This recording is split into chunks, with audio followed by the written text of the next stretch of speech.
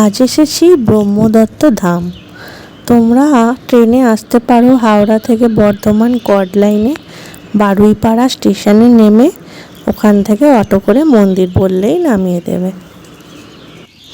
খুব শান্ত পরিবেশ এখানে, একবার অন্তত আসতেই পারো। বৃহস্পতিবার করে প্রসাদ দেওয়া হয়। আজকে আমি এসেছি বৃহস্পতিবার নয়, সানডে, তাই প্রসাদ পাইনি। এখানে মূল দেবতা হচ্ছে ব্রহ্মা বিষ্ণু মহেশ্বর।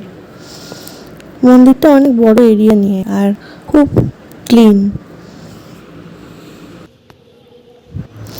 সকাল 8টা থেকে দুপুর 1টা পর্যন্ত খোলা থাকে।